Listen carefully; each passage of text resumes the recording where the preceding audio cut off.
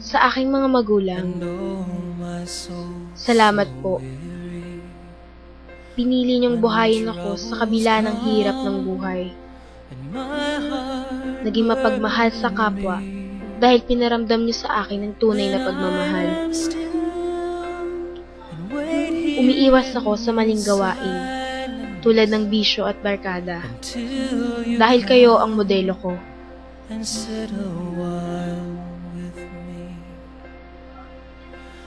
May mga panahon na suko na ako at nawawala ng pag-asa. Mabuti na lang, tinuruan niyo kong maging matapang at malakas sa pagharap ng problema. I am strong when I am on your shoulders. You raise me up to more than I can be. Nalulugod at natutuwa sa akin ng aking mga guro dahil magalang at responsable ako. Salamat sa matyagang paalala ni Inay. Minsan, nagdaramdam ako sa kanila dahil palagi akong gumagawa ng gawaing bahay.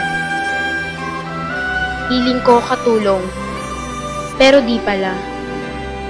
Simula nang natuwa sa akin ang nanay ng kaibigan ko.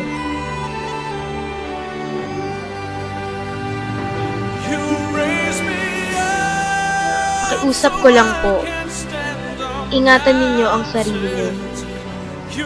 Minsan nakakalimutan ng sarili para matugunan ang aming pangangailangan.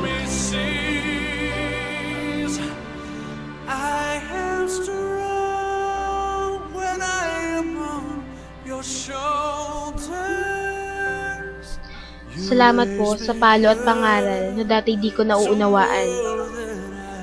Ang tangi kong hiling, sana maunawaan ninyo ang aming kabataan.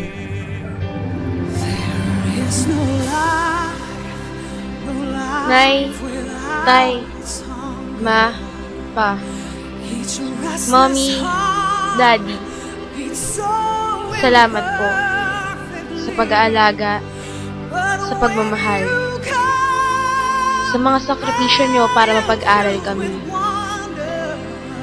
Nagpapasalamat kami kay Lord na kayo ang naging magulang namin. Pinagmamalaki namin kayo. We love you and care a lot.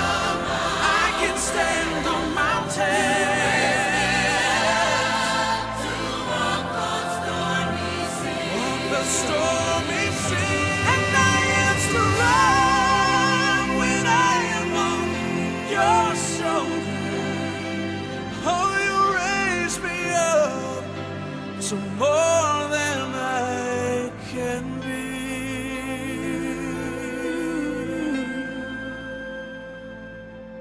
You raise me up to more